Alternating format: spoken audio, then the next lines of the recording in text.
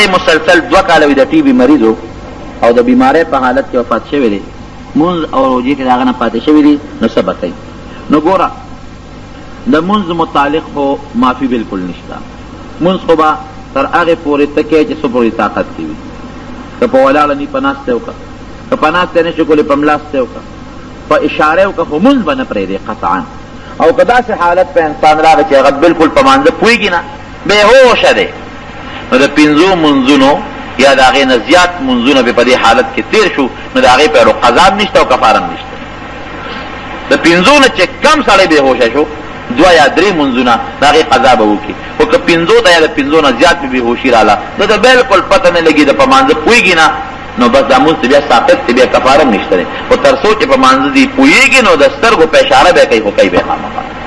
خدای دې مسلمان وساتي چې مونځ ته قضا کېږي. خو که بیا هم د چا په ذمه منځونه مړ شوی دی او منځونه قضا دي، نو وارثان له پکار دي چې د یو منځ په عوض کې یوه سرسایه ورکړي، یوه فدیه او کم 2 کیلو غنم یا اوړه یا د هغې قیمت. دا د یو منځ کفاره ده. یقین سره نشو ویلی، خو ممکن ده چې رب العالمین ورته معافي وکړي. ممکن ده، ګورې په یقین سره موږ نشو ویلی چې دا کفاره ته ورکړه او سره پلار غاړه ورپې خلاصه شي. ولې هغه په خپل ژوند خو غاړه نه خلاصه کړې، هغه په خپل ژوند خو تا ته وصیت نه دی کړی. که هغه وصیت کړي چې ګوره زه خو مرم او په ما منځونه دومره پاتې دي یا زیات یا کم، او تاسو مهرباني وکړئ زما د مونځ هغه فدیه ورکړئ، نو بیا تاله پکار دي چې ولی ورکړئ، بیا به خدای غاړه خلاصه کړي. دا خو هغه وصیت هم نو که مړ شو په خپل ژوند یې ورکړی نه دي، بچو له مال ډېر کړی، ظالم ظلم کړی دی، بیا هم پکار دي چې وارثان د هغه په مال کې د هغه غاړه خلاصه کړي. ممکن نه چې رب العالمین ورته خیر ورورسوي. او د روژې خو دا مسله ده چې کوم سړی ځوان زلمي وي، ځوان زلمي او دی بیمار شو او بی بیماری کې روجی اخوړی او د ده د روجو په نیو اړو طاقت او قدرت پیدا نه شو، همغه بیماری کې مړ شو، نو هېڅ هم پې نشته. او که د روجو په نیو یا طاقت پیدا شو او بیا هم قضا ونه نیوله، نو بیا به د هغه روجو فدیه ورکوي،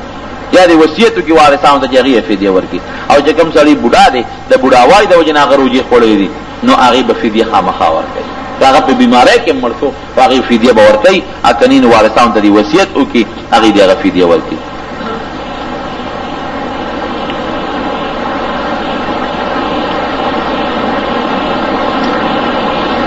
او دی وی چې بعض علاقو کې داسې خلک شته دي غیبانه اشیاو خلک خیروي، لکه بعضې خلک باندې کوډې او تعویذونه. ما خو د کوډې د سحر او د معجزې په منځ کې په اول کې فرق بیان کړی دی.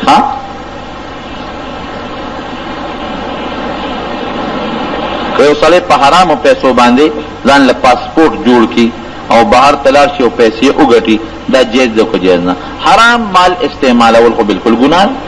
که یو سړی په حرامو پیسو پاسپورټ جوړ کړي او بهر ته لاړ شي، نو دی خپله ګناه وکړه. لیکن بهر که دی حلاله مزدوري وکړي، بالکل حلاله مزدوري وکړي او حلاله نوکري وکړي، نو هغه مزدوري پې نه حرامېږي. خو د مشقت وکړه،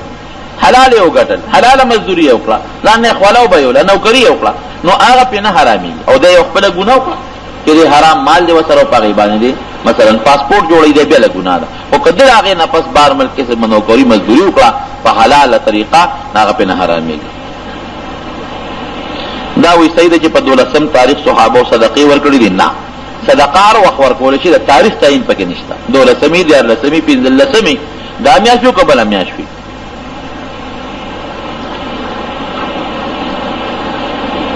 که یو پلار زوی ته ټول مال ورکي او زوی بل زوی د مال نه محروم کی، دا جایز دي که نه؟ دا ګناه دي، بالکل ګناه ده. نبی علیہ السلام فرمایي چا چې وارث د میراث نه محرومه که، نو دی به رب العالمین د جنت نه محرومه کړي. دا ډېره غټه ګناه ده. نو یو زوی له ورکول او بل زوی محرومول، دا ډېره عظیمه ګناه ده، دې نه توبه وباسي. یو صحابي راغی نبی علیہ السلام ته کېناسته، وی د الله رسوله زما بچي دي، زما یوه ښځه ده او د هغې یو زوی دی، او هغه ښځه زما و چې زما دې زوی له دا ټول مال ورکه، یو باغ وله ورکه، نو تا پې ګواه کومه. وی نورو زامنو له دې هم دغسې باغونه ورکړي دي، هغه دې یو له ورکوې؟ وی نه صاحب دې یو له ورکوم او تا پې ګواه کوم. وی زه په ظلم نه ګواه کېږم، ټولو له یو شان ورکه یا یو له مه ورکوه. د مرګ نه پس وی په قبر کې په سوال جواب کې به د نبي علیہ السلام فوټو خو لیکېږي او کسبی. در حقیقت دے کے سو پورا تفصیل نشتا و بعض علماء لکی کہ دا نبی علیہ السلام شبیه عکس چی وتوی عکس لکه په شیشه کې چې چاته عکس ښکاري داسې بختاره شي. بعض علماء لکی چې د نهم روزه مبارکه به طرف ښکاره کی. بعض علماء لکی چې د نهم صفت به وتو کی چې داسې یو سړی و چې د فلان کې زوی او په فلان کې کلی کې پیدا و استا اسوک دی. دا حقیقت الله ته معلوم دی جناب.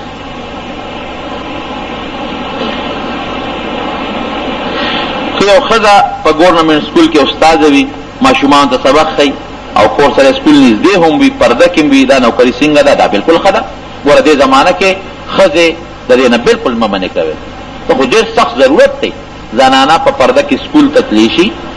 سبق خولی شي سبق زده کولی شي په پرده کې بالکل چې دا زنانه تعلیم ونه کړي نو دا د ښځو علاجونه به درته څوک کوي؟ ښځې چې ډاکټرانې جوړې نه شي ښځې نو ښځو له به په خېټه باندې سړي لاسونه راکاږي. دا خو د دې زمانې اهم ضرورت دی. داسې ډېر څیزونه دي چې هغې کې زنانه ته د علاج ضرورت دی. بل څیز بل څیز بل څیز ډېر ضروریات دي. نو دا زمانه داسې ده خبره د پردې ده. په پرده کې د کور نه وځي په پرده کې کور ته راځي فتنه پکې ني او مصیبت ته نه جوړېږي نو دې کې څه قسمه خبره نشته دی. ښه دا د دې زمانې ضروریات دي. اوس به څه کوي سړی به د ښځو علاجونه کوي بیا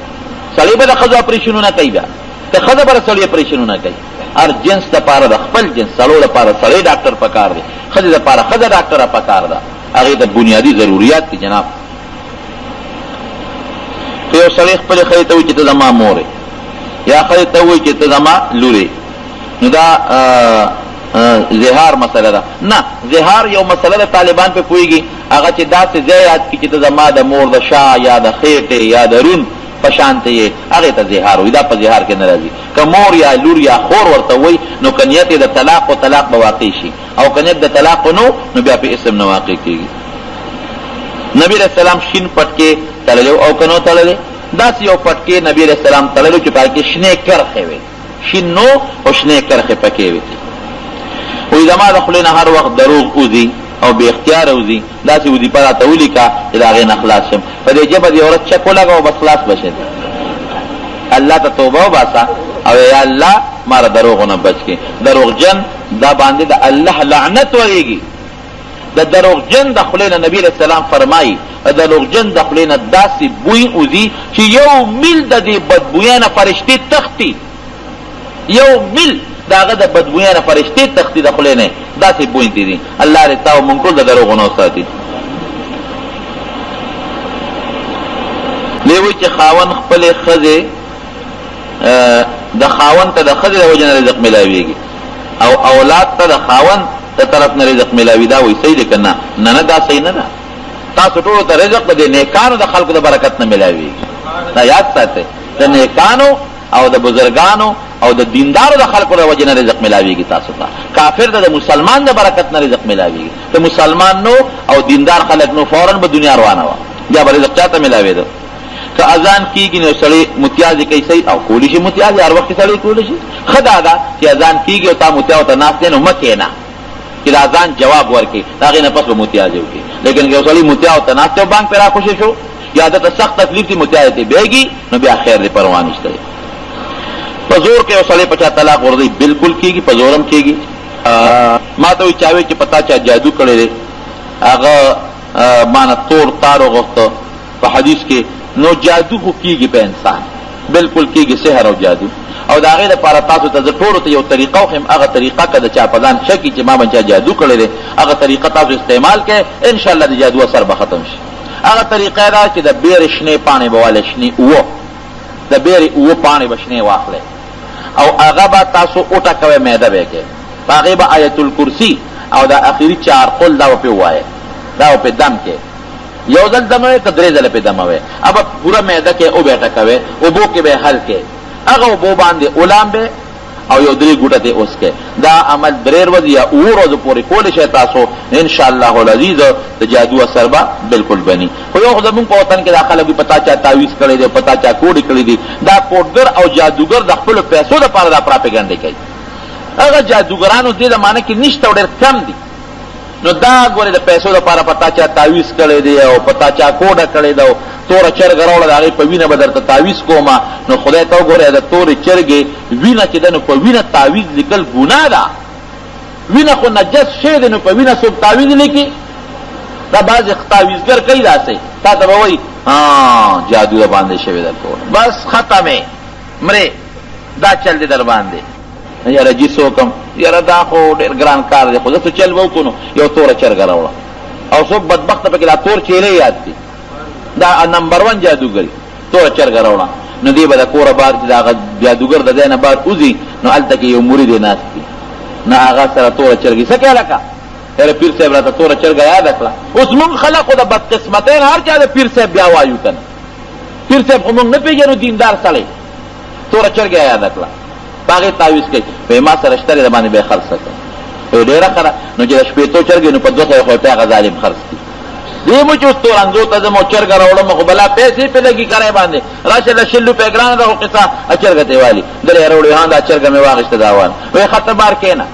مونږ یې لاله وتاله پې تعویز کو چرګه غلې غونده چې ته بل طرف ته پرېږدي دله تعویز ورکړي دی لاړ شي هغه چرګه بیا هغه مرید له لاړه شي بل سړی راشي دغه چرګه دروازې 20 ځله خرڅېږي او حلالېږي او تعویزونه پې کېږي دا یو طریقه کار شروع دی. یاد ساته دا تعویزګر چې دا کم د پیسو تعویزګر دی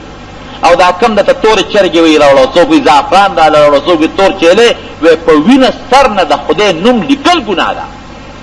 په پلیت شي د پیغمبر نوم لیکل د خدای نوم لیکل دا عظیم جرم او ګناه ده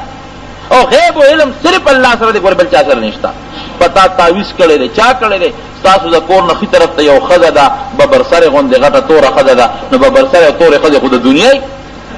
نو لوی مصیبت جوړي کله په یو شک کوي کله په بل شک کوي دشمني ولا لا بیله پیدا کړه او چې بوډۍ ښځه ورشي هغې ته څه وایي زوی دې واده کړی دی بس پیشي بس سین ګور در باندې کړی اکین ګور ورشي خو هغې در باندې کړی دی لوی مصیبت او فتنه او دا ګناه زموږ ستاسو چې تعویزګرو پسې ګرځي ولې ورپسې ګرځي د خدای د قرآن نه لوی دمبل شته دی نه نه غټ دمبل کم دا دمونه په دانه چې وکنه تعویزګرو پسې ګرځي ټیک ده رښتونی تعویز چې په کم کې د الله نومي د خدای صفات دي د قرآن آیت دي هغه تعویز جوړولم جایز دي هغه تعویز غاړه کې اچولم جایز دي خو دا خبره چې دا جادوګر ده وي کوډه ده او سحر د شوی دی قبر مخکې د تکنولی دی اکثر د قبرونو خوا کې دله دوی را باتی ماتی خښې کړي او تا ورولیږي او د سره لاړ شي او دا راوي باسي وګوره که نه وي دا دی دله مې تعویز دروي او پیریان دي را سره هغه پیریان به دله تعویزونه او پیریان د ځان نه تعویزونه لرې کړي پیریان میریان دا دروغ خبرې دي پیریان به راوړي او تعویز به لر کوي پیریانو ځان له یو خپله دنیا ده پیرې میرې دا قصې پسې پکې نشته دی علم غیب یو الله سره دی. ښه جناب دا خو ناوخته شو جومات سره خوا کې یو برنده تعمیر شوې ده یو ځای بیا کې سیګرټ څکل دی سیګرټ خاص هم ګناه ده او جومات سره خوا کې جومات نه لرې یو شانتي ګناه دی کې څه خاص فرق نشته دی څوک مونځ کوي د هغه نه څونه فاصله کې خلک تېشي مخکې نو کدی په لاندې ده کې منځ کې یو سړی ته بره تېرېږي مخکې جایز دي کدی بره یو څوک ته لاندې تېرېږي مخکې جایز دي او که نه یو شان اواره ځمه کوي نو په دونه اندازه به تې سړی لرې ځي چې دا سړی دا کم منځ کوي چې دی د سجدې ځای ته ګوري سجدې ځای ته او بیا هم د نظر لاندې څونه ځمکه راځي دا اخوارت انسان دي خو ښه چې څوک منځ کې ځان ته یو چوکه خښه کړي بیا که څوک د چوکې نه اخوا نږدې هم ځي نو پروا نشته چې یو سړي باندې نظر ولګي ډېرې په ځان څه دم کوي ډېرې وایي ما شاء الله کان وما لم يشاء لم يكن لا حول ولا قوة الا بالله العلي العظيم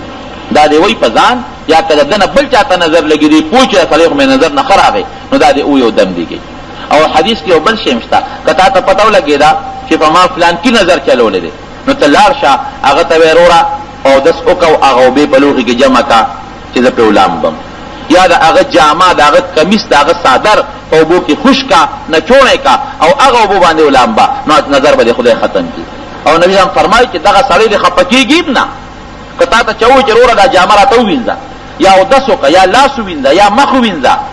او هغه اوبه د په ځان اچوم تا را نظره کړې هر هم پرې نه خفه کېږي ولې ځکه نظر د بنیتۍ نه لګي هغه د روغ زړه نه لګېږي څوک چې د چا زړه ته پرېوت نو هغه نه نظر لګېږي نو دا یو طریقه هم نبي هم په احادیثو کې ښودلې ده.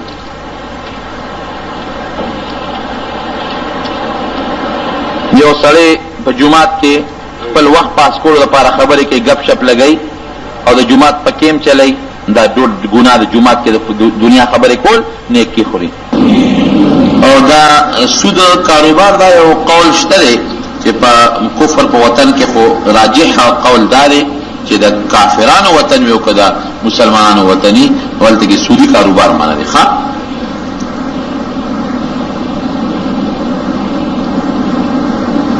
نه خدا د الله او د رسول نوم اغشتي شي ښا په ټول ار وخت کې اغشتي شي د الله او د رسول صرف په خپل خاص حالت کې د قران تلاوت نشي کول نو د الله نوم ذکر درود شریف ویل شي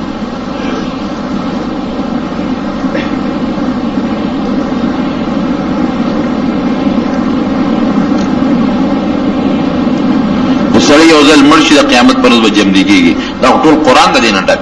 ټول قران ډک دی څوک دې عقیدې نه انکار کوي هغه به مسلمان نه دی کافر دی او چې کوم انسان مرشي د قیامت نه مخکې بالکل نه جمع کیږي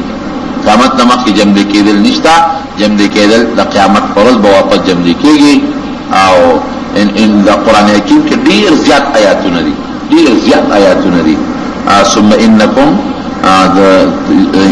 یو تبعثون تاسو واپس جمع کېږي او الله تبستازو الى ربک څنګه یرجعون خدای پاک تبستازو پیشي واپس کېدل بکېږي دا زموږ عقیده ده د عقیدې نه څوک هم انکار کوي د اسلام نه ورسره وځي او دا خو یو اختلافي مسله راوړې ده دا ځان له بیا تاسو کو دا غمو متعلق قسمونه یاقوت او مرجان د انسان زندگی باندې اثرات شته کې نشتا اسلامی نقطه نظر کې د دې متعلق سره وضاحت وکړي اسلام کې هیڅ قسمه دا نشتا چې کدا غمې دی اولګو نو جون بده زیاتی مالدار بشي او کدا دی نه لګاو نو مالدار کېدل بدینی دا ټول غب شپ دی اسم نشته په اسلام کې صرف زمون بعض علماء قرآن او سنت کې نشتا بعض علماء د عقیق د غمی متعلق لیکلي دي بعض علماء اذا عقیق سور غمی یو انسان په ګوته ولګي او چې داسې طریقه باندې ولګي چې هغه سرمن سره لګيږي د زړه د بیماری لپاره علاج دی او د عقیق سور غمی ګوته کې بند کی او هغه ګوته داسې طریقه باندې بند کی چې سرمن سره لګيږي هغه غمی د زړه د بیماری علاج دی نور یاقوت او د خلکو خبرې دي الکه دا سنگی پارس دیو دا یاقوت دیو دا مرجان دیو دا کمی پگوتا کو عمر بمی زیاد شیو مال برازی و دولت برازی دا دی غمو والا دا خبر مشورہ کرے دا دا غوی غمی خرسی گی دا نور پا شریعت کے لدے حیث قسمہ ساسر نشتا دی دا طول فضول خبری دی وعد شوی خضر پا جنت کی دخپل خاون سرائی او غیر شادی شدہ خضر چا سرائی دیلا با اللہ پا جنت کی دنی کے انتظام ہو جنت کی با اللہ دیلا بہتر خواندان ورکی اسلام کی دا خضر تبلیغ شتا کنشتا دے متعلق تاوستا وضاحت ہو اسلام پدے کے یو اصول ذکر کری کدا اغی اصول لاند زنانا تبلیغ لذی نتلیش او کدا اغی اصول لاند نزی نبیا بخنی یوائی تبلیغ نا عام طلاق رسول اللہ دی دارا کور نوزی لکه یو دا چې پرده کې بوزي بے پردے بنی نو خدا تبلیغ لذی که تعلیم لذی که هغه بل خوازی خود پرده کې بزی که بے پردگی زی نو بالکل دلی منه دی یوا دیم دادی چې کلر سفری نو محرم بوسره محرم لکه زوی شو خاون شو پلار شو رور شو نږدې سفر کې نو ضرورت نشتا او کلر سفر کې زی نو خامخا بوسره محرم هغه انسان چې د نکاح سره حرام یا همیشه لپاره نکاح حرام لیور سره خو نکاح حرام ده خو همیشه نه کله رور مرشن دا خزه دا بل لیور په نکاح غشتي شي بیا هغه انسان چې همیشه سره نکاح حرام وي لیور سره سفر غره روندار نشي کول لکه زوی شو پلار شو رور شو ماما شو تر شو داسې خلکو سره دا په سفر تلی شي یو شرط دا چې پرده وي دویم شرط دا چې محرم به سره په سفر وي که سفر لري دوشو دریم شرط دا چې کمزې کې دا خزه تعلیم حاصلې یا تبلیغ کوي نو التسلی بني پردي سلی بني او سلورم دا چې فتنه بني جوړي فتنه بني لکه باید تخذ دین ال فتنه جوړيږي چې دا سلور شرطونه پکې وي ما په خل چې تبلیغ لپاره کمې خزه زنانه وزي ناغي په دا شرطونو برابر وزي خپل وي تاسو ده کنه بل محرم مسله یوا دویم پرده کې موزي کم کور کې جدي لګیا دي دعوت تبلیغ کوي هغه کور کې سړی بالکل نه او د فتنه یې پکې نو تبلیغ د پاره په دغه شرطونو یو زنانه اوزي تعلیم کوي چاته یا چا نزدکړه کوي نو دې کې څه قباحت نشته ورونو درته یو خبره کوم غوري ها زمون زنانه د اخبار خلک تبلیغ په زنانو پسې راواخلي زمون څومره زنانه په دې غفور مارکیټ ته ځي په خبر ته ځي ټاون ته ځي د زیارتونو پسې ګرځي ګلو هغه متعلق چام ته پوښتنه کوي چې دا خلک تل جایز دی او که جایز نه دي چام دا نه چې غفور مارکیټ ته خځې دي دا تل جایز دي که جایز نه دي دا تاسو هم نه چاونه دا چامونه چې په خبر ته حیات آباد ته ټاون ته ځي یوازې الته کې سوداګانې کوي او بازارونو کې ګرځي دا جایز دی او که جایز نه دي دا چام ته پوښتنه کوي چې په یونیورسيټي کې الکانو جنکه یوځه سبق کوئی ایجوکیشن جسه یوځه دا جایز دی او که جایز نه دي دا چام ته پوښتنه کوي نه پیر بابا ته یوازې روان شي 15 بچي وسره او تور چیلیم بوزي اول تمن جوران ولا پشا ډبونه مور کوي دا جایز دی او که جایز نه دي او که دین له یو زنانه اوزي اول ته دین زده کوي او پرده کې زده کوي نو بیا دا تاسو کوي چې دا جایز دی او که جایز نه دي دې زمانہ کې بالکل زنانو ته دین اوخایه زړه قرآن ورته اوخایه دین ورته اوخایه باقاعده تبلیغی نصاب ورته اوخایه دارنګي د دین مسائل ورته اوخایه احکام ورته اوخایه پرده ورته اوخایه چې دنیا چروانی کی خزو نوانی کی او که آبادی کی پخزو بابادی تبلیغ ته جلال شي پرده بزدکی تبلیغ کې جلال شي دین بزدکی قرآن بزدکی التبه موز بزدکی مسائل بزدکی د بچو د تربیت احکام بزدکی د خاون حق بزدکی التبه ضرور حق بزدکی التبه پورا دین بزدکی پورا دین دین پابندی ما لګوي ها دا زما درخواست تاسو ته پابندی ما لګوي او دا زنانو ته خپل کور کې تعلیم ورکړي خپل کور کې بهشتي زیور کې د زنانو ته څومره فتنه چې خوريږي دا ګوري النساء حبائل الشیاطین نبی اسلام فرمایي چې خزه د شیطان جالونه دي جالونه لکه جال باندې تاسو کده کبانو د ملزانو ښکار کوي د قرنګي شیطان د خزو په ذریعہ د انسانانو د سلو ښکار کوي خزه خو عقل یو پټه د سړي په نسبت کم دی کنه لیکن خزو کې الحمدلله د دین د طلب جذبه شته بیا خزو د کله دین خیر ناغي کې جذبه شته بیا دین زده کولی شي نو دا زنانا که مثلا د تبلیغ د اصول لاندې چې د امانت کوم اصول وي او مشرانو کوم اصول خول دي بالکل تلیشي او دې باندې څه پابندي ملګری چې دین زده کی ورس کمی زنانا دا د صفا خبره کومه زه د چاپلوسی نه کوم او کمی زنانا چې تبلیغ کې تللی دي تاسو وګورئ هغه کې به ډېر لوی پرده وي کبي به کوي پکې موږ به د کړي پرده به ورکې راغلي وي او دینداری به ورکې راغلي ده خو به تر خبره ده او چې څومره په دې مارکیټونو کې او په دې ناروا په ذکر دي دا افسوس دا کوم لا غیر څوک هم غږ نه کوي هغه تاسو موږ څوک نه کوي بسم الله وعلى برکت الله ویلو سره په ډوړې کې د سلو شهیدانو ثواب ملاويږي فتنه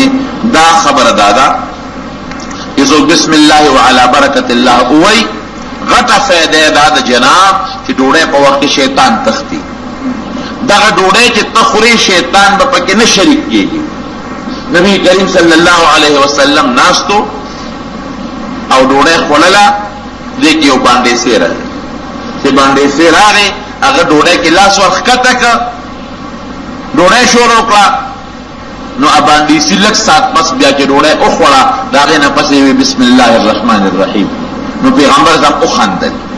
نو صحابه تاسو کې چې الله رسول ولې دې خندل وی مونږ بسم الله ویلې وانه ډوړې کې مونږ سره شیطان شریک نو دا باندې سیره د بسم الله ونوي نو د سره خوا کې شیطان هم ګوته ګنده کړي مالی د شیطان چې ګوته ګنده کړي او چې د بسم الله وي نو شیطان ته پاسې دو چې شي خپل ټولې الټه کړل ما دا شیطان الټو پورې خندار نو بسم الله وعلى برکت الله کده وې نو شیطان خبيث پلیت پر سره په ډوړې کې لاس نه ګنده کوي دې غټه خبره ده او دا بل حدیث چې تا کوم لګل دي دا ډېر مضبوط نه دی ښا دا کمزور دی او نور دغه فائدہ ده چې ډوړې کې برکت ته پیدا کیږي او شیطان د سره پاږي کې نه شریک کیږي که یو سړی د ډوړې د خوراک په وخت کې فلم یا ټي وي ګوري ډوړې ورسره آراميږي نه آراميږي او دا څنګه دی خبره ده جناب چې دا ډوډۍ په وخت کې او د ناډوډۍ په وخت کې په دواړو وختونو کې ټي وي کتل، پردو ښځو ته کتل او یا د سړي ښځې پردو سړو ته کتل دا ناروا دي، ګناه دي. او ډوډۍ ورسره حرامېږي نه، حرام کېدل په دې نه راځي. حلال شي په سسیز حرامېږي نه، حرام شي په سسیز باندې حلالېږي نه. په دغه سر نه پرېږدي، دا خپله ګناه ده او دې باندې سر نه پرېږدي. وی زمونږ دا دوه جربه پټینه چا په غلا اوږه وښکې ده، مونږ د پسې د قرآن شریف ختم کوو، تاسو راته هم دعا وکړئ. نو دا خو ډېره لویه ګناه ده. خلک اوس د شپې دي پردی پټونه اوږې وباسي، څوک الوګان غلا کوي. دا مسلمان دا عمل کوي مسلمان. او دا یا ساده چې څوک پردی غلا وکړي نو حرام یې وکړل یوه، دویم دا دي چې په پردي شي څوک مالدارېږي هم نه، او درېیم دا چې هغه څونه د هغه زړه درد وکړي، څونه خیرې ورته وکړي او څونه یې زړه پریشانه شي، نو دا سړی د عقل به څه خادر وزم دیو 15 شپږ ورځو لپاره ټیک د ستا ګېډه ومړه شي، نو دا مه کوئ داسې. زه خو به د هدایت دعا کوم چاته خیرې نه کوم. چې څومره خلک دي حرام خواره یا د غلاګري دي، الله دې ورته د اسلام هدایت نصیب کړي، الله دې خدای ویری. دا عید اصلي شپه کومه ده د ربیع الاول، نو د هغې خو اصلي شپه ما ته تاریخ نه دی معلوم، خو 12مه شپه د ربیع الاول. اصل کې د نبي علیه السلام پیدایش چې دی هغه په 9مه شپه شوې ده، 9مه ورځ د ربیع الاول باندې، او په 12مه باندې د هغې وفات دی. اختلاف پکې شته. خیر دی کې څه مخصوص د ورځو خبره نشته، هر وخت کې سړی خیرات کولی شي، څه خاص ورځ پکې نشته.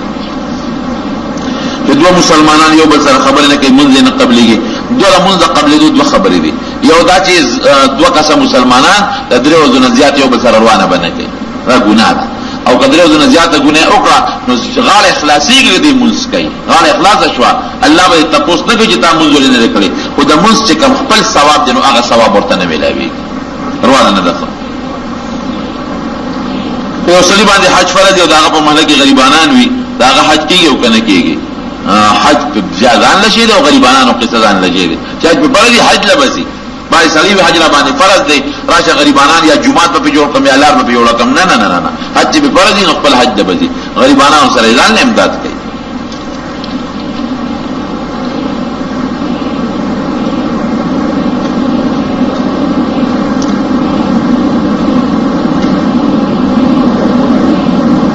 که یو سړی چا سره بغض کوي ته ورسره مه کوه. بس شریعت کې د ګناه بدل په ګناه ورکول ښه نه دي. تا چا سره بغض مه کوه، خپل دغه ساته، تعلقات ساته. چې څوک بغض کوي هغه پیشه خدای پیش. د مور او پلار د اجازت نه بغیر که جهاد له لارې شهید شي جنت کې به یې بني، نو جنت ته خو شهید خامخا ځي. او که جهاد فرض عیني بیا د مور او پلار اجازت ته ضرورت نشته، او که فرض کفایي وي نو بیا به اجازت غواړي.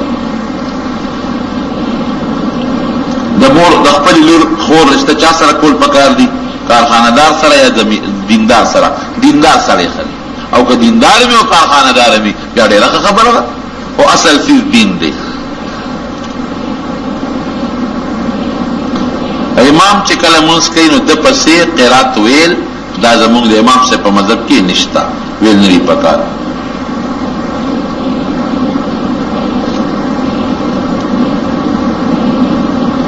دی وی چې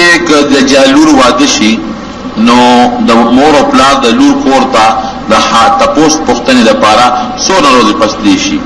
موږ دا اورېدلي چې نبی رسول الله د حضرت علی رضی الله عنه کرا د خپل لور د فاطمه رضی الله عنها واده نه پس په سبا تلو، بالکل په سبا تللی شي. دا زموږ د خلکو رواج دی چې لور کله زر نه ځي، شرمېږي نه، په سبا تللی شي. لور د لاسه خپل زوم کرا بوتلې هم شي، په سبا تللی شي، په بل ورځ تللی شي. شریعت کې داسې پابندي نشته، هر کله سړی خپل لور کرا تللی شي، داسې پابندي نشته. او چې دغه د چا لور واده شوي نو هفته کې یو ځل به خامخا خاوند پلار کره ملاقات ته پرېږدي. که پلار کورې ډېر لرې وي نو بیا د مناسب حالاتو ته ګوري، او که د پلار کورې نږدې وي نو هفته کې یو ځل د ښځې په خاوند حق دی چې دا خاوند بیا د پلار او د مور ملاقات له پرېږدي، خامخا به ځي. که پرې نه ښوده الله به د قیامت پر ورځ تپوس ته کوي. که یو سړی په صف کې ولاړي او اودس یې مات شي څه به کوي؟ بالکل دی کې شرم نه دی پکار، چې فورا د صف نه روان شي، خپل اودس دې وکړي. واپس دی راشي چې کوم ځای کې د اودس مات شوی دی لکه یو رکعت یې کړی دی نو هغه ځای باندې دی ودرېږي یا بل ځای کې دی ودرېږي او ورپسې د خپل نور مونځ شروع کړي خو دا هله چې په جمع کې ولاړ ځان له یو سړی مونځ کې اودس یې مات شو خپل اودس مونځ یې مات کړي اودس دې وکړي را دي شي بیا د خپل مونځ شروع کړي که چا ګیره نی او جمع کوي مونځ کوي د هغه مونځ او دعاګانو کې کمی را خو نه راځي نه مونځ په خپل ځای دی دعاګانې په خپل ځای دي او ګیره پرېښودل دا په خپل ځای سنت دي او چې ستا دومره شک دی نو ګیره ولې نه پرېږدې معلومې چې ستا ګیره نشته ځکه نو تپوس کړی ګیره پرېښودل پکار دی نو یو زنانه بیمار هسپتال کې داخله دعا غواړي الله دې ورته شفا ورکړي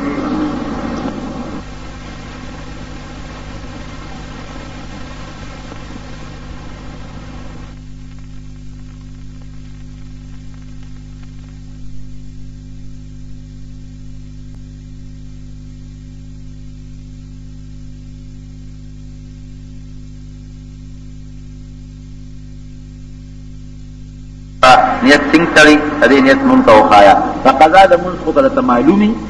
نو دا هغې نیت آسان دی چې د فلانکې هر ورځې د مازدیګر د مونځ قضا کوم خاص الله لره مخمل کعبې شریفې په لور کو الله اکبر خلاصه شو خبره او که درته مونځ نه معلوم ډېر مونځونه در باندې جمع دي نو اول یادوه اول یا اخر یادوه دا ووایه چې په ما د مازدیګر څونه مونځونه پورې دي الله په هغې کې د اول مازدیګر مونځ قضا کوم ستا دپاره لکه راوله که په خولې نه مې پروا نشته نو چې بیا هغه دې وکړه نو هر یو کې اول یادوه دغه چې کوم دې وکړه نو بل ورپسې اول شو که نه چې هغه دې وکړه نو بل ورپسې اول شو شل منځونه یو دې وکړه 19 پاتې شو 19 کې یو که 18 پاتې شو 18 یو شو 19 پاتې شو نو چې کوم خوش کېږي هغې پسې بل بس اول یادوه هر یو کې بل ورپسې اول کېږي او کله کې وایه په خولې وی بس دا ووایه چې د مازدیګر منځونو کې اول منځ چې په ما کوم پورې دی اول منځ قضا کوم ستا خالص ستا د رضا لپاره محمد کعبې شریفه لور ته الله اکبر دا ښه خبره ده یو سړي د داسې عذر وي او په ولاړه او په ناسته مونځ نشي کولی په اشارې سره مونځ کوي څنګه به یې کوي اشارې دپاره داسې دي چې دې د خپې قبلې ته کړي سر دې نور خاته ته کړي سر ته دې بالغ کړي چې دا سر یې لږ راوچت شي نو په سر په اشاره باندې خپل مونځ کوي لږونې معمولي د دې د رکوع لپاره دې لږ لقی او سجدې لپاره دې لږ زیات لقی مونځ به نه پرېږدي او که په ناسته کولی شي تکیارې ځان ته کېږي په ناسته یې کوي په کومه طریقه چې دته مونځ اساني په هغه طریقه دې کوي که یو سړي د نفل مونځ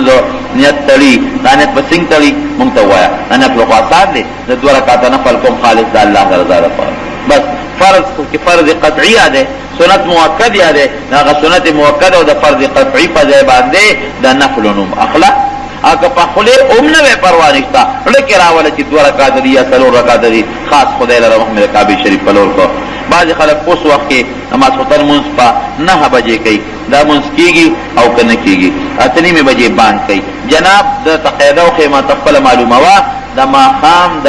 نور پرېوتو نه تر د ماسخوتن د بانګه پورې کم از کم 1 غنټه 20 منټه ټیم پکار دی 1.5 غنټه پکار دی او که 1.5 سود نشي کولی 1 غنټه 20 منټه خامخا پکار دی نور پرېوتل د ماښام د بانګ نه 15 منټه مخکې نو بس دغه اندازې ته ګوره نو هغې نه مخکې بانګونه مه وایې بانګ په ټیم وایې بانګ که دې اونه وې نو سنت موقت پاتې شو او که بانګ دې اوې د وخت نه مخکې نو په وخت کې واپس کول واجب دي ګورې داسې شي دغه د نقشه جوړه کړې ده په دې نقشه خو نه پوهېږم د دې نه څه مطلب دی که یو سړی خودکشي وکړي نو دا خو جهنم ته ځي د جنازه بلکل جنازه کولی شي مسلمان که جهنم تم ځي خو مسلمان دی په خودکشۍ یو سړی د ایمان نه نوځي کافر کېږي نه دی مسلمان لیکن که یو ملا د خلکو د عبرت لپاره د جنازه نه کوي چې د نه کوم چې خلک ته عبرت والي او بیا څوک داسې کار نه کوي نو هغه عام علماو له دا جایز دی نور عوامو به داسې نه کوي عوامو له پکار دي چې هغې جنازه وکړي او یو عالم هم که جنازه کوي ولیکي 10 روپۍ شرعي مهر څومره پیسې جوړېږي نو دا تقریبا نن سبا یو شرعي روپۍ په 15 روپۍ تقریبا جوړېږي هدې نه تقریبا د 250 روپۍ جوړېږي ښه جناب که یوازې مونځ کوونکي سجده سهوه کوي دی به یو طرف ته سلام ګرځوي که دواړو ته دواړه وله جایز دي یو سړی دی چې خلک دې ما ته ودرېږي او بلکل که هسې څوک د چا تعظیم ته ودرېږي نو دا خیر دی لیکن که یو سړی دا خوښوي چې ما ته خلک ودرېږي دا بیا ګناه ده من احب ان يتمثل له الرجال قياما فليتبوأ مقعده من النار. اسوک د خلقونه دا تمه کوي، دا مینه کوي، دا خوښوي چې ما ته خلک ودرېږي، نو دا سړی کبر کوي، لویي کوي، ځان لري جهنم کې دی خوښ کړي، نو ته به دا تمه رجانه نه کوي چې ما ته خلک پاسي. او که هسې څوک یو مشر ته پاسي د تعظیم دپاره، نو دا بیا خیر دی. او کنه دا نبی علیہ السلام خو ډېر لوی شان دی، دا درسته خبره ده چې امام چې قرات درست نه او کور ماحول هم درست نه، نو مونږ به مونږ کم ځای کوو. امام ته ووایه چې قرات درست کړي، او که قرات یې ټیک نه، نو بل امام انتظام دی وشي کنه. مونږ خو یو ډېر اهم شی دی جناب، او امام د خپل قرات درست ځان له منځونه همیشه نه دي پکار بغیر د عذر. په پیغمبران ټول په ځمکه کې پیدا شوي دي، او په ځمکه کې چې پیغمبران باندې مبعوث شوي دي، الله پاک وایي چې موږ دوی لېږلي د رحمت عالم دپاره. لېږلو څه مطلب دی؟ لېږل مقررول، لېږلو دا معنی چې موږ دوی مقرر کړي دي، او ټول پیغمبران په ځمکه کې پیدا دي. د اسمان اخري حصې ځمکې سره لګېدلې ده، او که نه نه نه ځمکه د اسمان په منځ کې ده، اسمان ګیر چاپېره تاو دی، ځمکه د پکې دا نور سیارې دي پکې. زمونږ په علاقه کې د جنازې د لمونځ نه پس متصله دعا سختۍ سره کېږي، د دې وضاحت پکار تر څو چې صفونه نه روان، نو دعا نه ده پکار. چې صفونه روان شي هغې نه پس بیا دعا پکار ده. او دې دغه د نابالغ ماشوم د هغه لپاره دعا غواړي، نو رب العالمین دې ورته ډېر خیر نصیب کړي.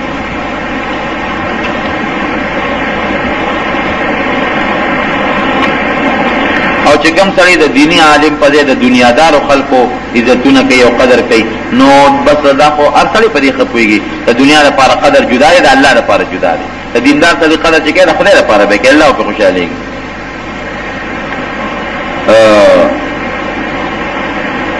یو په ګاونډ کې که غریب وي او رشته دار هم غریب وي، خو ډېر لرې وي، مثلا باړۍ نه تیرا پورې، کم یو ذات مستحق دی زکات لپاره؟ دا نږدې ګاونډي دی زیات مستحق دی جناب. ښځو جومات ته تلل او دعا کول څنګه دي؟ ښځو له جومات ته تلل اوس دې زمانه کې علما وي نه بلدي، ځکه فتنه دې جوړېږي. د صحابو زمانه کې به زنانه تللې شاته به ولاړې وي، خو دا هغه زمانه نه ده، نو پرې پابندي راوړه چې جومات کې د ښځو لپاره جدا ځای وي ځان لا، او هغې ته ښځې مانځله ځي، ښاریو کې بعد جوماتونو کې وي، او فتنه نه، نو بیا خیر. او ښځې که دا نیت وکړي چې مونږ به جومات پاکو، نه یاره ښځې دې داسې نیتونه نه کوي، دا نظر دې نه کوي. سړي د جومات پاکوي، او ښځې د جومات نور خدمت کوي. نور خدمت دا دی که سویدې وله جوړې کړي د جومات دپاره د نور چې جومات کې څه انتظامات وغیره وي، په کور کې دننه یې د هغې انتظام وکړي. که یو سړی د خلکو د خندولو لپاره دروغ وایي، دا ګناه ده او که نه ده؟ جناب نبي علیه السلام فرمایي چې کوم انسان خلک خندوي او دې دروغ وایي، نو ده باندې د الله لعنت ورېږي. د دې نه خطرناک او غټه ګناه ګورې بله نشته، توبه وباسئ. بلکې یو حدیث کې دا راځي چې ویل له، خدای دې دې هلاک کړي، نبي علیه السلام فرمایي خیرې ورته کړي وي. نو بعضې سړی دروغ وایي او خلک لاسونه ډبوي او خاندي ورته. تیمم په کومو څیزونو سره جایز کېږي؟ تیمم په خټم والی شي، په تیږه هم، په کاڼي، په هر هغه څیز تیمم وایي چې هغه سوځي نه او ویلې کېږي نه. کوم شي چې سوځي لکه څادر شو، په دې به تیمم نه وي، بعضې خلک په څادر تیمم وایي.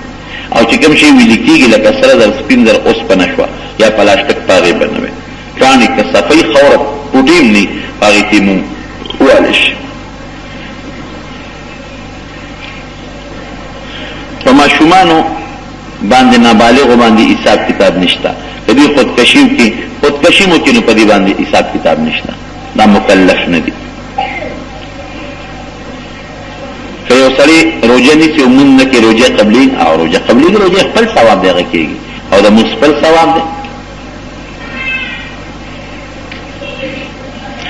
او یو مناسب وي چې په مونځ کې بسم الله الرحمن الرحیم او د الحمد الف او د میم یو ځای که، نو ثواب ډېر دی. نه، دا هسې خبره ده. او نبي علیه السلام به وایي بسم الله الرحمن الرحیم، دا به یې پټ وي، بیا به یې الحمد لله رب العالمین، دا په جهري منځونو کې په جار وي، په پټ نورو کې به پټ وي.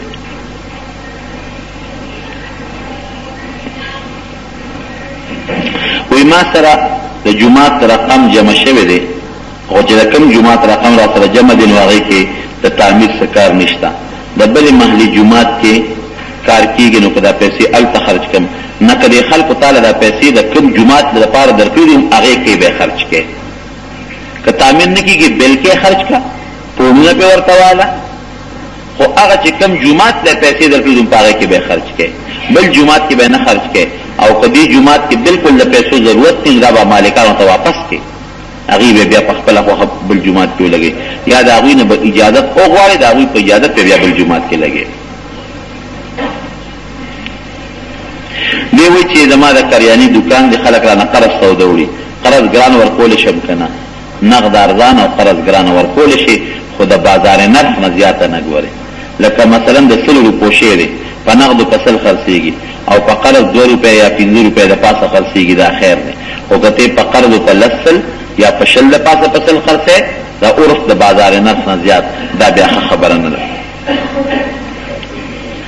یو سړی د متیازو نه پس په دغه ټیفي پیپر باندې استنجا کوي او یقین راغی چې او قطره د اوبو بند شوه، د اوبو استنجا لازم ده کنه ده؟ نه لازم نه ده او مسنونه ده. الاول سړی په لوټه او یا په کاغذ ځان اوچ کی پورا دا غي نه پس د اوبو استعمال سنت ده. یو سړی د اوبو استعمال نکی او په لوټه یا په کاغذ ځان پورا اوچ کړي پات کړي وي نو خیر دی، دغه کافی دی.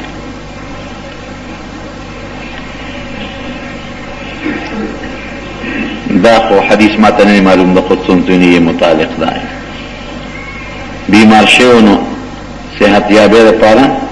چوری کړي وکنه، چوری مسله ده چې بیمار او بیبیانو چوری کړي و، نو چوری څنګه خبره ده؟ دا غلطه ده چې بیبیانو چوری کړي و. چوری موري په هغه زمانہ کې کم ځای و، ګوړه په هغه زمانہ کې هغه د وربشو ډوډۍ به، نو دا غلطه خبره خزو مسله ده. ما خدای دې د خزو ځان له کتاب دی چې چوری ده، چوری موري پکې نشته، خو یاره ډېر خوندور او مزیدار شی نه دی چوری. خشیخ دې ما خو ډېر خوښي چوری، ډېر مزیدار او اعلی شی دی. مولوی صاحب د خدای وبخښي هغه مو بغیر د دې میاشتې نه په نور میاشتو کې اسیم چوری کول راغه به خوښه. نو چوری متعلق چې دا کوم رسم او رواج دی دا غلط دی، بالکل دا رسم بالکل غلط دی د چوری متعلق. چیرې دا یو سنت دی او یو د صحابه طریقه دا او یو نبی اسلام بیبیانو کړی دا دې میاش کې حقیقت را باندې وای کنه، نو تاسو د خور لور نزانم په دغه شکارې چوری اخلاصوي. پاکه خبر را باندې ولیکه د خور لور په شلګونو جوړه بوجادم د خېټ لاندې کړي دي،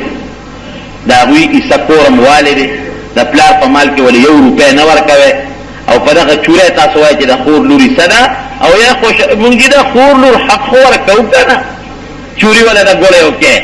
پین شپه ډوړې ولا چوری کې په کې وته ګولا واچوي. په دې بل قیامت پر بدن خله تپوس کوي د اختر او شوقه درو اختر کې ورته تر چیټو د خاصه خانتا جوړ جامع والے او دغه شکارې ولا د ډوړې د مېده ډوړې نه دکه کې ول ګولا مولا پکې ورته واچي او زبر چوری او د خزو دا د لور خور حق دی. د لور خور حق هغه دی چې ډیر ډیر بجادت د تپادې شو نو شل پکې تر زوی کېږي او لس پکې د لور ستا کېږي، دغه حق ولا ورکا په چورو مرو نه خلاصېږي. د خور لور حق یوازې چوری نه ده، د خور لور تاسو بلا حق کېږي. نو خبردار درونو چې دا چوری مري دا اس یو رسم دی، یو رواج دی، یو خشی دی، د میاشتې تخصیص نه لري. هر میاشت او هر وخت یو سړی چوری کوي که بل څه خوراک کوي نو کوي دی، خدا نه چې دې میاشتې به چوری کوم نو ثواب به راته ملاوي، کمې ونه کوي نو ګناه به ملاویږي. او بیبیانو دا چل کړی، څوک یهودیانو کافرو دا چل کړی دی، دا ټولې هسې منګړت خبرې دي. نو خشته خوراک دی مزېدار. په سبا د مانځه نه په د اشراقه پورې وده کېدل څه دي؟ دا مکروه دي بالکل. دې وخت کې به نه وده کېږي. سبا د مانځه نه پس تر اشراقه پورې، مازدیګر نه پس تر نور خطو پورې دې وخت کې وده کېدل نه دي پکار. دې وخت کې خپل کار کوه یا جمعات کې نو تسبیحات وایه. دی وایي چې زه د الکترانکس مرمت کوم، ریډیو او ټي وي او د دې وي سي آرونو دې سیزونو مرمت کوم. یاره زما په خیال که د ریډیو مرمت کې نو ریډیو کې خلک خشم اوري او بدم اوري، خو که بالفرض د دې بل غم مرمت کې نو دې کې خو بغیر د ګناه نه بل شي نشته. خو زم د دې ریډیو د دې ټولو د مرمت نه نن توبه وباسه. مونږ به د دعا وکړو چې خدای پاک دې په تعالی متبادل ښه کاروبار درکړي، الله یې ولې د حلال کاروبار ورکړي. فرض مانځه کې او یا نفلو کې او یا په نفلو کې ربنا لك الحمد ته اللهم ربنا دا جیز دي کنه. نبی رسول الله داسې اللهم ربنا ولك الحمد دا ویل شي، ربنا ولك الحمد دا ویل شي، ربنا لك الحمد دا ویل شي. دا ټول درې واړه نبی رسول الله ویلي په مختلفو وختونو کې. ستا چې کوم خوښه غوا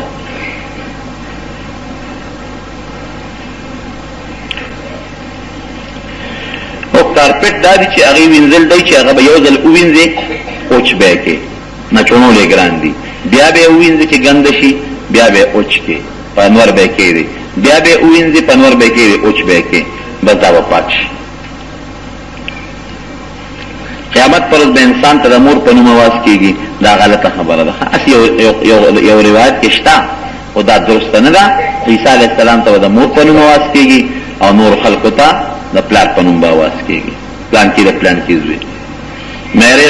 مور د خپلې میره مور نه دا نکاح بالکل خور سره دا ناجایز ده. دا کوم مېلمانه چې د بهر نه راځي دوی هم په دعا کې یادوي او بالکل دا خو نن ډېر خطونه دي. المون خو چې د کلي خلک نه بار مېلمانه چې څومره راځي دا په مون لوی احسان کوي رب العزت ته ولا دعا او جهان او اجر ورکړي. دا اپیمو کرل او خرصول جایز دي که نه؟ بالکل ګناه ده. اپیمو کې څه جنت دی؟ اپیم خو د نشې شی دی. دا بالکل ګناه ده ځان ته ساته. او اپیمي سړی چې دی چې کوم سړی همیشه اپیم خوري د مرګ په وخت کې د ته کلمې شهادت نه یادېږي ګورئ. او چې کوم سړی مسواک زیات مږي د مرګ په وخت کې به د شهادت کلمه یادېږي.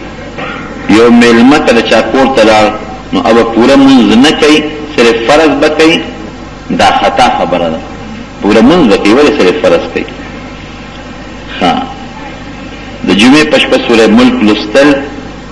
سوره ملک داسې یو سورت دی چې نبی علیه السلام فرمایي وی دا د قبر د عذاب نه انسان له بچوالی ورکوي. نو جمعه او غیر جمعه مه ګوره، هر وخت کې تلاوت کوه، هر وخت کې تلاوت کوه. که د چر نه ګیدل سر کټ کی دا جمدی وي هغه وخت پرې بیدار شي بیا د حلالولو څه حکم شته او که نشته دی؟ نه دا ختم شو لیکن سم نه کېږي. که خپې ته پرې کړي یا مثال په طور دا وزرې ته پرې کړي او سر یې وي داسې وجود دومره وجودي باقي وي چې د هغې نه جمدې پاتې کېدی شي نو ذبح حلال بشي. خو که په دا منځ یې نیم کړي یا ته سر پرې کړي نو بس دا مردار دی سره سم نه کېږي. یو بیمار دی خې خپې پتون سره ماته شوې ده او دسماته چې کوي نو دوه کټونه یو ځای کړي او دسماته وکړي په لوټه ځان پاکي استنجا نشي کولی. خیر دی بالکل په لوټه ځان پاکي کې استنجا په اوبو نشي کولی، په لوټه هم کافي کېږي. او چاردام به کوي، په چاردام نشي کولی تیمم دی ووایي. الله دې ولا شفا ورکړي، خدای دې جوړ کړي. ګناه کبیره باندې همیشوالی کوي هغه به د جمع یا د جمعې مونځ کېږي بالکل چې وختې ونه کړي. توبه پرې وباسه ګناه کبیره او بیا همیشوالی ښه نه دی. که یو سړی الحمدلله وایي او صورت ته نه هیر شي نو مونځ یې کېږي او که نه دی به سجده سهوه کوي. او که د سجده سهوه ونه کړله نو بیا مونځ دی واپس کړي، اعاده یې واجبه ده. یو سړي بل سړي ته ووایي چې جومات ته راشه مانځله نو هغه ورته په جواب کوي چې زموږ رزق حرام دی نو مونځ څه لپاره کوم؟ خبره داسې ده که یو سړي رزق حرام وي که نه نو مونځ دی نه پرېږدي. د مونځ دوه فایدې دي. یو دا چې ستا غاړه خلاصېږي، دا مونځ په تا یو قرض دی. یو دا چې ستا ثواب کېږي، یو دی غاړه خلاصه شو په تا قرض دی او بل دی ثواب کېږي. نو که یو سړی جامه حراموي او رزق یې حرامي او دی مونځ کوي نو غاړه خو یې خلاصېږي، د خدای قرض ته خلاص شو خو ثواب یې نه کېږي. نو که حرام مال او ته مونځ نه کوې نو غاړه دې بنده شو، ثواب دې مونه شو. نو د دې مونځ تپوس به کېږي غاړه دې بنده ده. نو که حرام مال هم یو سړی خوري، جامې هم حراموي خو مونځ به نه پرېږدي. ځکه به نه پرېږدي چې غاړه به بنده پاته شي. نو قرض د خدای خو دې خلاص کړه که نه. ټیک ده چې هغه ثواب د مونځ خپل چې کوم دی کې ثواب دی هغه ثواب دې ونه شو. عملنامه کې به د ثواب د مونځ نه چې مال دې حرامي خو غاړه دې خلاصه شو. الله به تپوس خو درنه ونه کړي که نه چې مونځ دې ولې نه دی کړی. نو د مونځ دوه فایدې دي، یو غاړه خلاصېدل، یو ثواب د عملنامې. ثواب په حرام رزق کې د مونځ نه کېږي، غاړه خلاصېږي.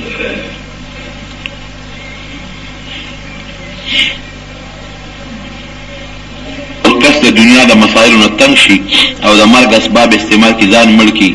جایز دي که نه؟ بالکل ځان وجل ډېره لویه ګناه ده. د جون نه سړی ولې تنګېږي؟ مزدوري دې کوي، کمل یې خوري، جومات کې د کښېني الله دې یادوي. او که یو سړی تنګ شي هجرت دوی کې بل ځای ته دې لاړ شي لیکن ځان به نه وجني. که یو سړی تنګ شو ځان یې مړ کړ نو د خودکشۍ دومره ګناه کېږي لکه چې اویا مړي کړي. لکه چې اویا کسان د وجلي او جهنم کې وپروتي نو په کوم شي کې ځان وجلې دی نو الله به هغه شی په جهنم کې ورکړي چې شابه ځان پوس وجنه. اکثر په کورونو کې زنانه یو بل ته وایي چې ښځې خدای سپیرې پیدا کړي دي. نه ښځې خو سپیرې نه دي، ښځې خو بختولې دي. دا خو زمونږ خلک وایي که نه وي د ټانګې دوه پله دي، یو سړی دی یو ښځه ده. د ښځې نه بغیر وي ټانګه نه شي تللی. دا خو سپیرې نه دي. ښځې د ښځې نه بغیر ګزاره کوم دی کې ډوډۍ دله څوک پخوي، د کور انتظام دله څه کوي. دا بختولې دي. ښه څنګه چې سړي د آدم علیه السلام ته نسبت کېږي، د ښځو حوا بیبي ته نسبت کېږي. یو سړی بل انسان ته وینه ورکولی شي که نه، نو چې سخت ضرورت وي او سړی مري او د وینې ضرورت وي نو که یو انسان چاله وینه ورکړي نو علما لیکي چې دا جایز دی. او د بیمار دی اپریشن یې کړی دی، د خپې دعا غواړي الله دې وله شفا نصیبه کړي. که یو امام د ماسپښین یا د مازدیګر په مانځه کې قرات په زوره شروع کړي، ډېرې ورپسې بیا وروسته سجده سهو وکړي. ښه د جنازې یو تکبیر یا دوه تکبیرونو ته لاړ شي، دا سړی به امام سره شریکېږي که نه. وره یو سړی داسې وخت کې ورورسېد چې امام د جنازې ته ولاړ دی، دوه یا درې تکبیرې ویلي دي، اخري تکبیر کې دی، به زیر فورا نیت وکړي او څلور وړ تکبیرې ځان سره وي، الله اکبر الله اکبر الله اکبر الله اکبر. خیر دی که پکې نور څونه وي جنازه وشو، دغه څلور وړ تکبیرونه دي وي، بس دغه کافي. که چا ځمکه په اجاره اخیستې وي د دې په زکات د اجارې د پیسو نه ورکوي که د آمدن نه. ګوره ځمکه زکات نه ته عشر وایي. ښه دا ده چې مالک او اجارهدار یو بل سره د اجارې په وخت کې فیصله وکړي چې عشر به څوک ورکوي. نو که دا فیصله وکړه چې مالک به ورکوي نو بیا عشر په اجارهدار نشته، او که وایي چې اجارهدار به ورکوي په مالک نشته. او که دا جوړه ونه کړله نو بیا داسې صورتحال دی چې کوم اجارهدار دی د ځمکې زمیندار دی به د خپل آمدن نه عشر ورکوي، او مالک چې خپلې کومې پیسې واخیستې نو په هغه عشر نشته، کال پس که دا پیسې ورسره پاتې شو نو د هغې نه زکات ته ورکوي. چاله ختم کول د هغې ثواب چاته رسی که نه رسی. بلکل که یو سړی ختم وکړي او دې ده وایي چې الله را دې ثواب زما پلار ته ورسې یا زما مور ته ورسې یا بل مسلمان ته، بلکل د هغې ثواب ورته رسېږي.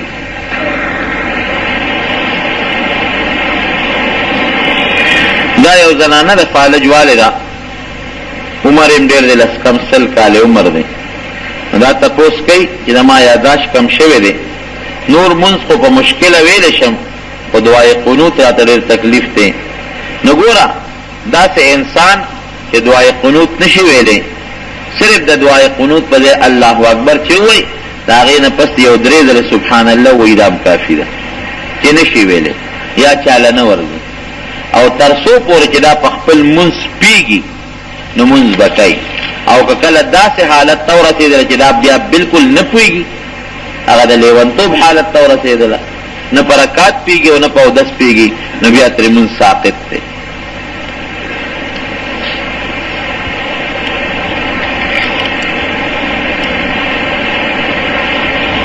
دا بعضې تپوسونه بار بار ملګري کوي او دې جوابونه مو ورکړي دي. د واده نه پس دا جنې د پلار په کور کې جارو وال جیز دي. دې څه مطلب؟ رواج شته حاجي صاحب؟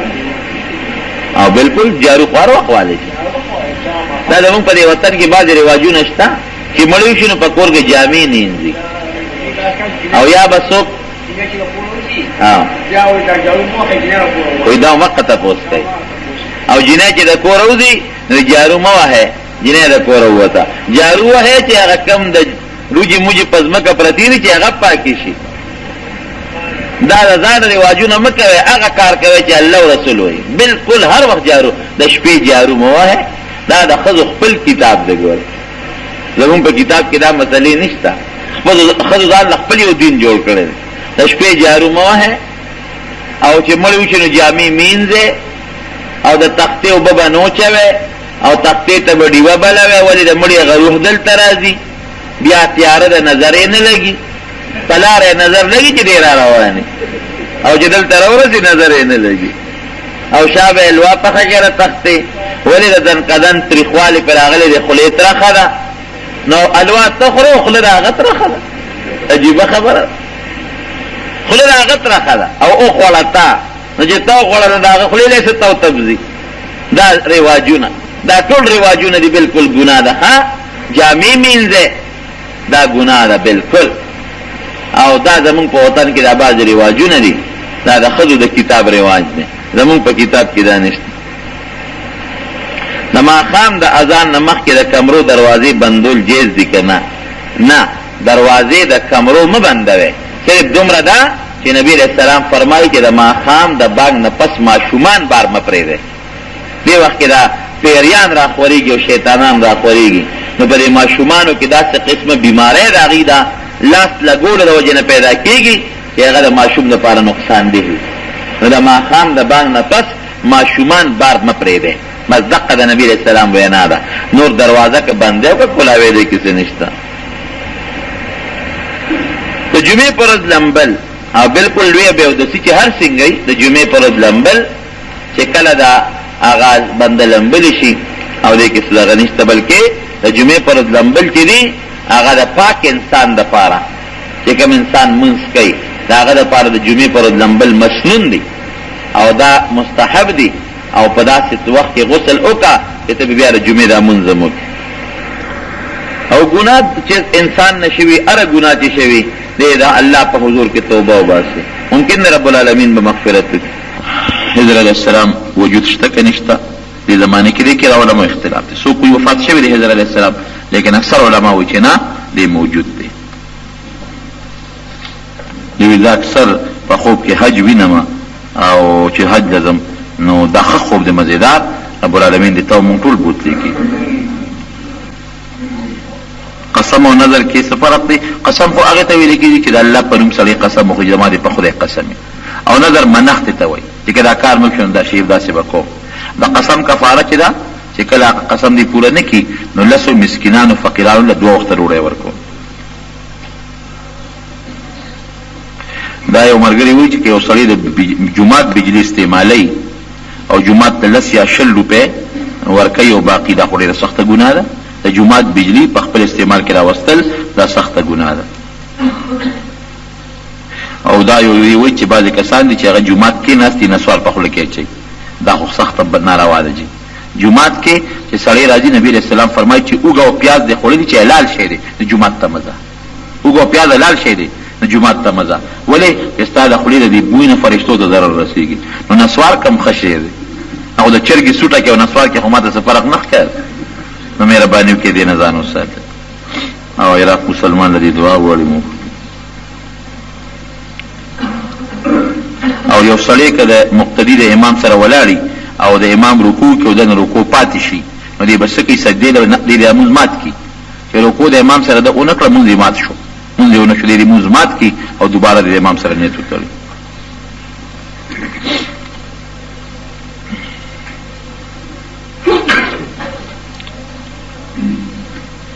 او دا دی چې د عیسی علیه السلام د راتلو نه دغه زمانه کې به عیسایانو به هم راځي د یهودیانو حکومتونه به هم راځي ښه غسل کې دی انسان او که سړی په بیودسۍ کې په لوی بیودسۍ کې هغه خوله پاکه ده که دی مثلا په رومال باندې لاس پاک کي یا د تندې پې پاک کي یا چا سره وجنګېږي یا کمیس خولې شو دا پاکه ده په دې څه نقصان نه راځي دا یو مرګري تپوس کوي چې زنانو یو ختم شروع کړی دی چې یوه ډوډۍ ده په هغې باندې 100 ځله درود شریف او 140 ځله سوره یاسین وایي په هفته کې هفته پس یې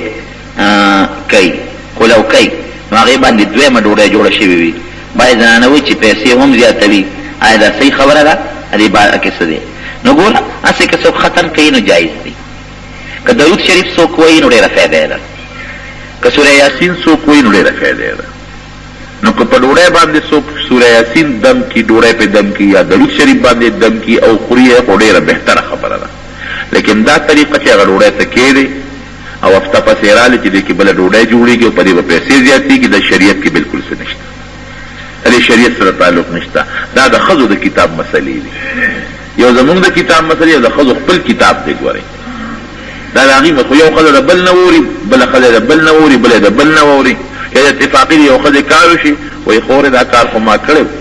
هغه خو کار وشو نو بس بیا دې ته نه ګوري چې شریعت سره برابر دی او کنه بس یو سلسله روانه شي دا ملنګ بابا خیرات دی